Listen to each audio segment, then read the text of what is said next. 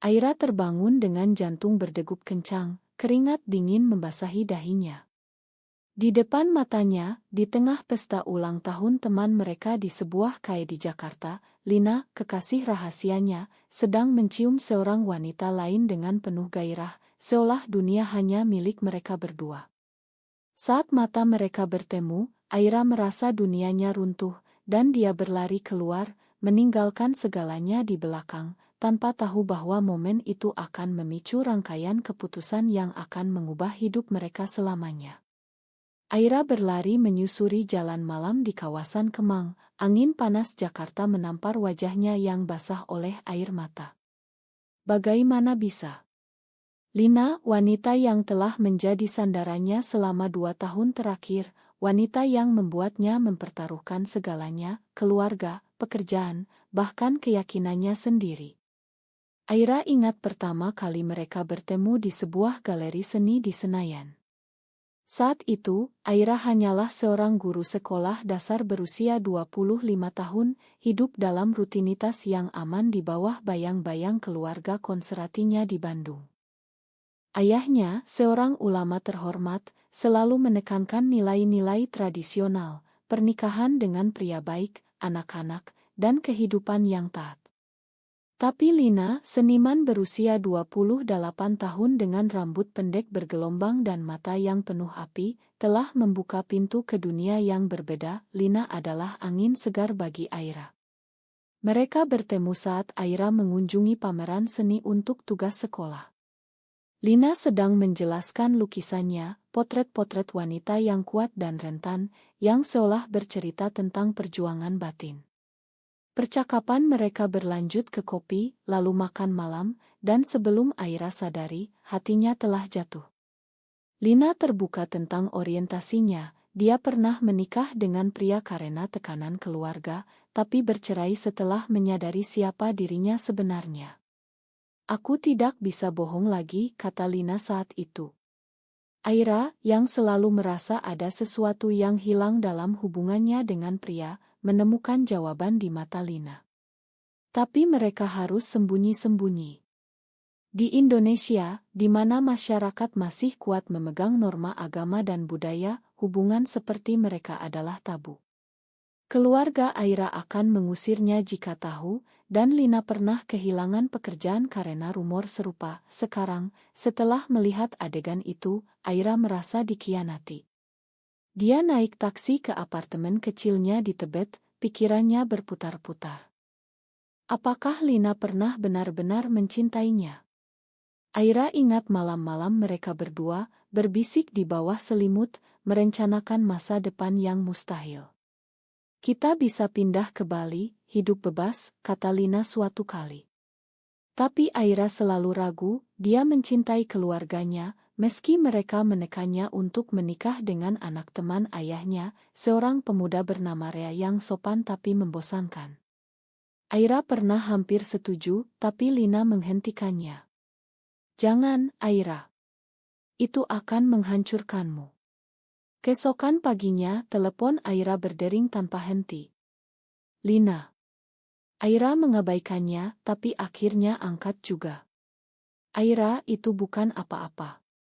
Itu hanya ciuman mabuk, teman lama. Tolong dengarkan aku, suara Lina gemetar. Aira diam, hatinya sakit. Kamu tahu betapa sulitnya ini bagiku. Aku sudah mempertaruhkan segalanya untukmu. Lina menghela napas. Aku tahu. Aku salah. Datanglah ke studiku, kita bicara. Aira setuju, meski ragu. Di studio Lina di Cikini, lukisan-lukisan setengah jadi berserakan. Lina terlihat lelah, matanya merah. Wanita itu adalah Eku, dari masa lalu. Dia muncul tiba-tiba, dan aku. Aku lemah. Aira menatapnya tajam. Lemah. Itu alasanmu. Mereka bertengkar hebat, suara mereka bergema di ruangan sempit. Aira menangis, Lina memohon maaf. Akhirnya, mereka berpelukan, tapi benih keraguan telah tertanam. Di sisi lain, keluarga Aira mulai curiga. Ibunya menelepon, Aira, Rea ingin bertemu lagi. Kamu sudah 25, jangan tunda-tunda. Aira mengelak, tapi tekanan itu semakin berat. Dia mulai mempertanyakan pilihan hidupnya. Apakah mencintai Lina benar? Di masyarakat Indonesia, di mana undang-undang anti-LGB semakin ketat, dan opini publik sering mengecam, Aira merasa terjebak. Teman-temannya di sekolah bergosip tentang perilaku aneh perempuan lajang. Aira pernah mendengar cerita tentang seorang teman yang diusir keluarga karena dicurigai lesbian. Itu membuatnya takut. Lina, sementara itu, berusaha menebus kesalahannya. Dia mengajak Aira ke pantai di Anyer untuk akhir pekan, berharap memperbaiki hubungan. Di sana, di bawah matahari terbenam, mereka berbicara dari hati ke hati. Aku takut kehilanganmu, Aira. Di dunia ini kita minoritas. Tapi aku mencintaimu. Aira mengangguk, tapi dalam hati, dia ragu. Saat kembali ke Jakarta, Aira mendapat pesan dari saudara perempuannya, Nita. Ayah tahu kamu sering keluar malam. Hati-hati, dia marah. Aira panik. Apakah rahasianya bocor? Dia memutuskan untuk bertemu Rea atas desakan ibu. Di sebuah restoran di Sudirman, Rea terlihat gugup. Aira, aku suka kamu. Kita bisa bahagia. Aira tersenyum palsu, pikirannya pada Lina. Tapi dia mulai berpikir, mungkin ini jalan keluar. Menikah, hidup normal, lupakan semuanya. Tapi saat pulang, Lina menunggu di depan apartemen. Kamu bertemu dia. Kenapa? Aira mengaku dan pertengkaran kembali meledak. Kamu mau menyerah? Setelah semua yang kita lalui. Lina berteriak. Aira menjawab, aku takut, Lina. Keluargaku, masyarakat. Ini terlalu berat. Lina pergi dengan marah, meninggalkan Aira sendirian dengan pikirannya yang kacau. Beberapa hari kemudian, Aira sakit. Dia absen dari sekolah, terbaring di tempat tidur, memikirkan masa depan. Lina datang dengan sup, memaksa masuk. Aku tidak bisa tanpamu. Mereka berdamai lagi, tapi Aira tahu ini bukan akhir. Tekanan dari luar semakin kuat. Ayahnya menelepon pulang ke Bandung akhir pekan ini. Ada yang harus dibicarakan. Aira tahu ini tentang pernikahan. Dia harus memilih Lina atau keluarga. Pilihan itu seperti pisau menusuk hatinya. Di akhir ile ini, Aira duduk di kereta menuju Bandung, hatinya berat, tidak tahu apa yang menantinya. Aira tiba di Bandung dengan hati gelisah. Rumah keluarga di pinggiran kota itu selalu memberi rasa aman dulu, tapi sekarang terasa seperti penjara. Ayahnya, Pak Hadi, menyambut dengan wajah serius. Aira, kita perlu bicara. Di ruang tamu, dengan teh hangat di tangan, ayah mulai. Rea sudah melamar secara resmi. Ibumu setuju, dan aku juga.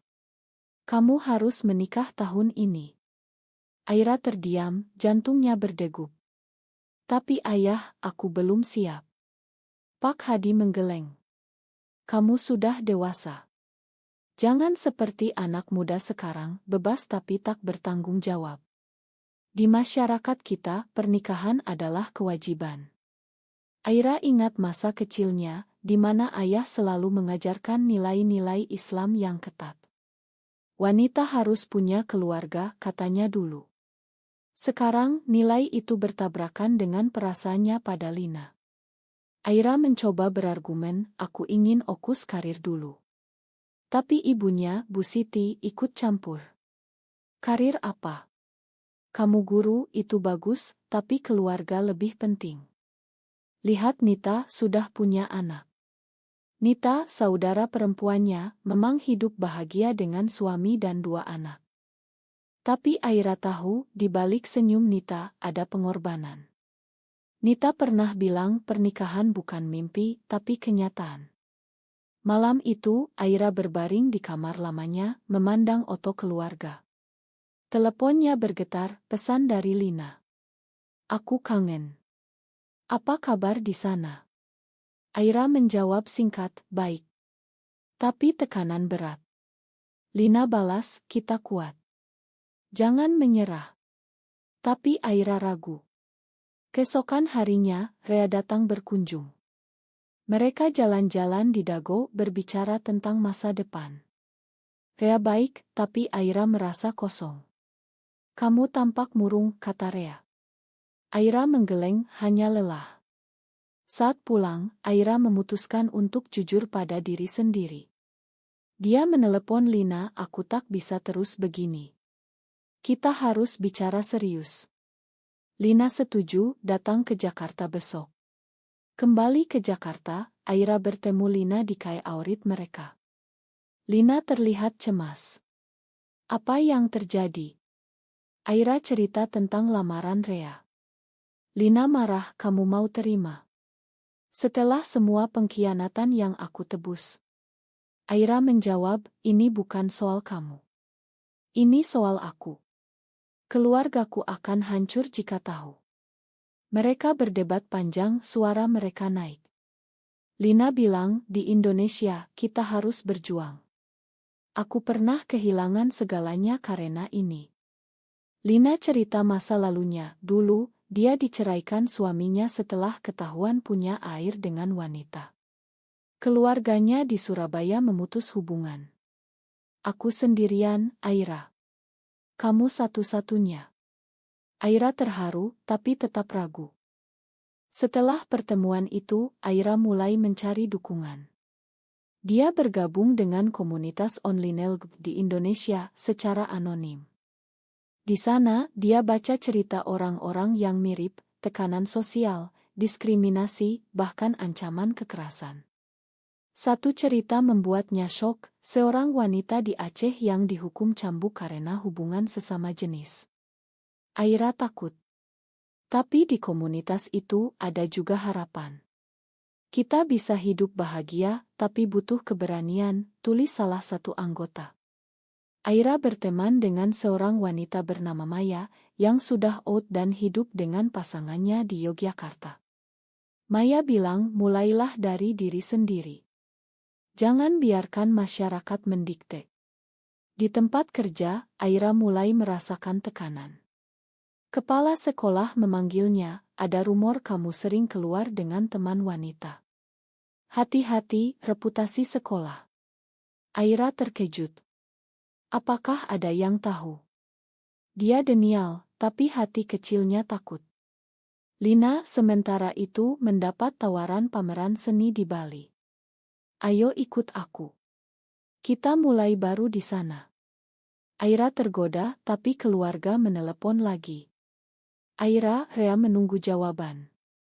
Aira memilih diam dulu. Malam itu, dia mimpi buruk, keluarganya mengusirnya, Lina meninggalkannya. Bangun dengan tangis, beberapa minggu kemudian, konflik memuncak. Lina bertemu Aira di apartemen. "Aku tidak tahan lagi. Pilih aku atau mereka." Aira menangis, "Itu tidak adil." Lina bilang, "Hidup ini tidak adil. Aku sudah kehilangan banyak." Mereka berpisah dengan amarah. Aira sendirian, memikirkan pilihan. Dia hubungi Maya, bagaimana caranya out. Maya jawab, "Siapkan mental. Banyak yang kehilangan keluarga." Aira ragu. Lalu, Nita datang ke Jakarta tiba-tiba. "Aku tahu ada yang salah. Cerita padaku." Aira hampir curhat, tapi takut. Nita bilang, "Aku saudaramu. Apapun itu, aku dukung." Aira menangis, tapi belum siap. Akhirnya, Aira memutuskan bertemu Rea untuk tolak lamaran. Di restoran, dia bilang, "Ma, aku tidak bisa." Rea terluka, "Kenapa? Ada orang lain." Aira diam. Rea marah, "Jangan main-main." Setelah itu, rumor menyebar ke keluarga. Ayah menelepon, "Apa yang kau lakukan?" Rea bilang kamu punya rahasia. Aira panik. Dia hubungi Lina, tapi Lina tak angkat. Apakah Lina marah selamanya? Di akhir ile ini, Aira duduk di taman, memandang langit Jakarta yang mendung, merasa dunia menekannya dari segala sisi. Konflik semakin dalam. Aira akhirnya curhat pada Nita. Di apartemen, dengan air mata, Aira bilang, aku mencintai seorang wanita. Namanya Lina. Nita terdiam, lalu peluk Aira. Aku curiga. Tapi aku dukungmu. Tapi ayah. Dia tidak akan paham. Nita cerita, dulu ayah pernah marah besar saat ada berita tentang Ledit. Dia bilang itu dosa besar. Aira takut, tapi lega punya sekutu. Nita saran, bicara pelan-pelan. Mulai dari ibu. Aira coba hubungi Lina lagi. Akhirnya, Lina angkat. Ma, aku butuh waktu. Mereka bertemu di studio. Lina bilang, aku takut kamu tinggalkan aku untuk hidup normal. Aira jawab, aku sudah tolak Rea. Tapi keluargaku tahu ada yang salah. Lina tersenyum lemah, kita hadapi bersama. Mereka rencanakan, Aira akan pulang ke Bandung, cerita ke ibu dulu. Lina ikut, tapi dari jauh. Tapi rencana itu rumit. Di Indonesia, di mana Atwa MUI mengecam hubungan sesama jenis, dan kasus diskriminasi sering terjadi, mereka harus hati-hati kembali ke Bandung. Aira bicara dengan Bu Siti sendirian. Bu, aku tidak suka pria. Aku mencintai wanita. Bu Siti sok, menangis. Apa kau bilang? Itu salah. Kita keluarga taat. Aira jelaskan, ini siapa aku, Bu. Aku tidak pilih ini. Bu Siti marah, jangan bilang ayah dulu. Ini memalukan. Aira pulang ke Jakarta dengan hati hancur. Lina menghibur, setidaknya ibu tahu. Langkah pertama. Tapi Aira merasa gagal. Di sekolah, rumor semakin kuat. Seorang guru bilang, hati-hati, Aira. Orang tua murid komplain tentang gaya hidupmu. Aira denial, tapi dia tahu akhirnya akan bocor. Lina mendapat masalah sendiri. Pameran seninya di Bali dibatalkan karena rumor tentang orientasinya. Mereka bilang seniku tidak sesuai norma. Lina marah, ini diskriminasi. Aira dukung, kita lawan. Mereka ikut aksi online, bergabung dengan kelompok advokasi LGBT di Jakarta. Di sana mereka bertemu orang-orang seperti mereka, cerita tentang penolakan, tapi juga ketahanan. Satu malam, di pertemuan rahasia, Aira bicara, aku takut kehilangan keluarga. Seorang aktivis bilang, banyak yang begitu. Tapi kamu punya hak hidup bahagia. Tekanan keluarga memuncak. Pak Hadi datang ke Jakarta tiba-tiba. Aira, ibumu cerita. Apa benar kau? Seperti itu. Aira mengangguk, air mata mengalir. Pak Hadi marah, ini dosa. Kau bawa malu keluarga. Dia usir Aira, jangan pulang lagi. Aira hancur. Lina peluk dia, aku ada di sini. Tapi Aira merasa kehilangan akarnya. Nita hubungi, aku coba tenangkan ayah. Sabar. Tapi ayah keras kepala. Di masyarakat Bandung, rumor menyebar, anak Pak Hadi jadi lesbian. Pak Hadi malu, kesehatan menurun, Lina usul pindah ke Bali. Di sana lebih terbuka. Aira setuju, tapi ragu. Mereka packing barang, rencanakan kehidupan baru. Tapi sebelum berangkat, ada kejutan. Rea hubungi Aira, aku tahu rahasiamu. Ma, aku yang sebarkan rumor karena sakit hati. Aira sok, kenapa kau lakukan itu? Rea minta ma, aku salah. Tapi kerusakan sudah terjadi. Lina marah, ingin konfrontasi, tapi Aira hentikan. Biarkan. Kita fokus masa depan. Di Bali, mereka tinggal di illa kecil di Ubud. Kehidupan lebih bebas, tapi Aira kangen keluarga. Dia hubungi Nita, ayah bagaimana? Nita bilang, dia sakit. Mungkin karena ini. Aira merasa bersalah. Apakah pilihannya salah? Lina bilang, kamu tidak salah. Mereka yang butuh waktu. Tapi Aira mulai depresi. Dia kurang makan, sering menangis. Lina coba bantu, tapi tekanan itu berat. Satu malam, mereka bertengkar lagi. Kamu menyesal pilih aku? Tanya Lina. Aira jawab, tidak, tapi aku kehilangan segalanya. Lina pergi jalan-jalan, meninggalkan Aira sendirian. Keesokan harinya, Lina kembali dengan berita buruk.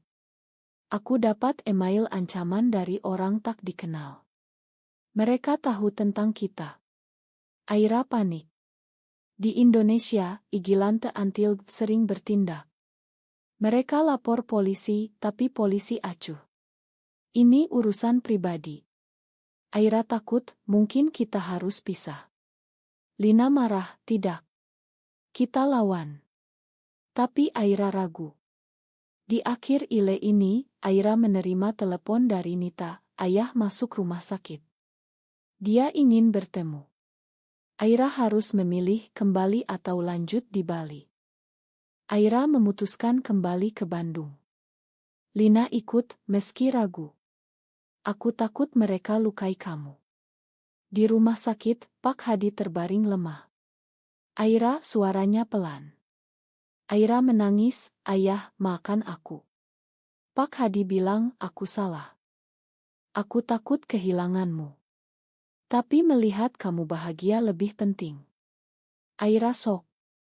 Ternyata selama sakit, ayah renungkan. Nita bilang, aku cerita banyak tentang hak asasi. Pak Hadi peluk Aira, pulanglah. Kita bicara. Bu Siti juga minta maaf, aku takut masyarakat, tapi kamu anakku. Aira lega, tapi rumit. Lina menunggu di luar. Saat Aira perkenalkan, ini Lina, pasanganku. Pak Hadi diam, lalu angguk. Selama kamu bahagia. Tapi ayah tambah, tapi hati-hati. Masyarakat belum siap. Aira tahu, ini awal, bukan akhir. Kembali ke Bali, Aira dan Lina lebih kuat. Tapi ancaman email berlanjut. Lina telusuri, ternyata dari Enya, wanita yang dicium di pesta. Dia iri. Mereka konfrontasi, ia telepon. Itu minta maaf, aku salah. Ancaman berhenti di Bali, Lina sukses dengan pameran baru. Lukisannya tentang perjuangan laris. Aira mulai ngajar online, bebas dari tekanan sekolah. Tapi Aira dapat tawaran kerja di Jakarta. Aku mau kembali, dekat keluarga. Lina ragu, di sana bahaya. Mereka debat. Lina bilang, aku takut kehilanganmu lagi. Aira jawab, kita bisa tinggal di Jakarta, tapi hati-hati. Akhirnya, mereka pindah kembali, menyesuaikan hidup di Jakarta sulit. Mereka hidup sembunyi, tapi bahagia. Aira rekonsiliasi dengan keluarga. Ayah mulai paham, baca buku tentang LGD. Ini bukan pilihan, tapi kodrat. Aira senang. Tapi masyarakat tetap keras. Di kerja baru, Aira dengar gosip. Dia abaikan. Lina dengan karirnya mulai advokasi. Mereka ikut kampanye hak LGD, tapi rahasia suatu hari konflik baru muncul. Nita cerita, ada yang usul ayah mundur dari posisi ulama karena rumor keluarga. Aira merasa bersalah lagi. Ini gara-gara aku. Lina bilang, tidak. Ini perjuangan. Aira mulai mempertanyakan, apakah layak. Dia temui Maya lagi, bagaimana kamu bertahan?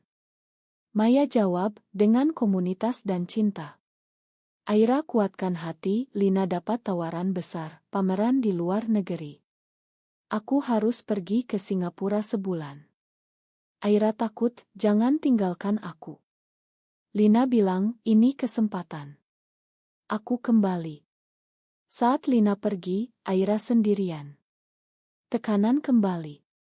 Keluarga desak, putuskan dengan Lina. Hidup normal. Aira ragu. Dia bertemu teman lama yang bilang kamu bisa bahagia dengan pria. Aira tergoda, tapi ingat Lina kembali dengan sukses, tapi lelah. Di sana bebas. Kenapa kita tidak pindah? Aira jawab, aku tak bisa tinggalkan keluarga. Mereka bertengkar hebat. Lina bilang kamu selalu pilih mereka. Aira menjawab, kamu juga egois. Lina pergi, tinggal di studio. Aira hancur.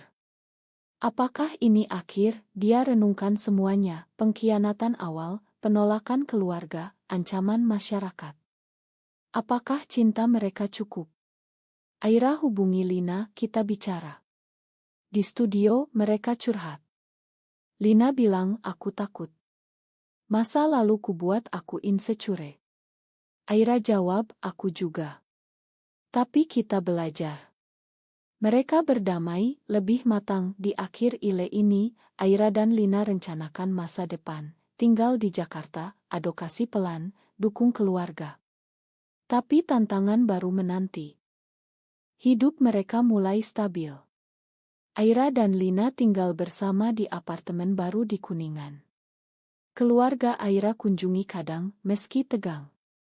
Pak Hadi bilang, aku coba paham. Lina hormati itu. Di masyarakat, mereka hati-hati. Lina terus seni, Aira ngajar.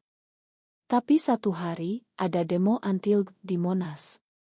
Berita itu buat mereka takut. Kita aman? Tanya Aira. Lina jawab, selama sembunyi, iya. Tapi Aira muak sembunyi. Kita harus berubah. Mereka ikut kelompok advokasi lebih aktif. Lina buat lukisan tentang diskriminasi yang viral. Tapi itu bawa risiko. Ada komentar HT online. Lesbian seperti kalian harus dihukum. Aira baca, hati sakit. Lina bilang, abaikan. Kita punya dukungan. Benar, komunitas tumbuh. Mereka bertemu pasangan lain, berbagi cerita. Satu pasangan cerita, kami diusir, tapi sekarang bahagia di luar negeri. Aira pikir, mungkin itu opsi, tekanan keluarga kembali. Bu Siti bilang, tetangga gosip. Ayah stres. Aira jawab, Ma, Bu. Tapi ini aku. Ayah sakit lagi, kali ini serius. Di rumah sakit, ayah bilang, Aira, aku bangga padamu. Jangan ubah diri. Aira menangis, terima kasih, ayah. Ayah pulih, tapi hubungan lebih baik. Lina ikut kunjungi, dan keluarga mulai terima. Lina dapat ancaman lagi, kali ini dari kelompok radikal. Hentikan senimu atau konsekuensi. Mereka lapor, tapi polisi bilang bukti kurang. Aira panik, kita pindah. Lina jawab, tidak. Kita lawan. Mereka ikut seminar hak asasi, bicara di forum kecil. Aira pertama kali bicara publik, aku lesbian, dan aku manusia. Aplaus, tapi juga hujatan. Satu malam, setelah seminar, mereka diserang erbal di jalan. Dasar penyimpang, teriak orang. Aira takut, Lina lindungi. Pergi, balas Lina. Mereka lari, hati berdegup. Di rumah, Aira bilang, ini terlalu berbahaya. Lina jawab, tapi jika kita diam, tidak berubah. Mereka debat etika, apakah perjuangan layak risiko.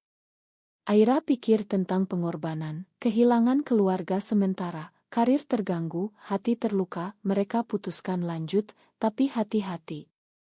Lina buat proyek seni besar tentang cerita LGBT di Indonesia. Aira bantu tulis narasi. Proyek itu sukses, dapat dukungan internasional. Tapi di rumah, kontroversi. Media liput, seniman kontroversial promosikan LGBT. Keluarga Aira marah lagi. Pak Hadi bilang, hentikan. Ini bahaya. Aira jawab, ayah, ini untuk perubahan. Akhirnya, ayah dukung, lakukan yang benar. Tahun berlalu, hubungan mereka lebih kuat. Mereka adopsi anjing, simbol keluarga kecil. Aira promosi di kerja, Lina terkenal. Tapi mereka tahu perjuangan belum selesai. Di Indonesia, undang-undang masih diskriminasi. Mereka rencanakan masa depan, mungkin nikah di luar negeri. Tapi sekarang, mereka nikmati momen waktu berlalu, dan cerita mereka menginspirasi orang lain. Tapi pertanyaan tetap, apakah mencintai sesama jenis di masyarakat konservatif seperti Indonesia adalah pilihan yang benar, atau hanya membawa penderitaan yang tidak perlu? Apakah perjuangan mereka layak, atau sebaiknya mereka menyerah pada norma sosial untuk hidup tenang?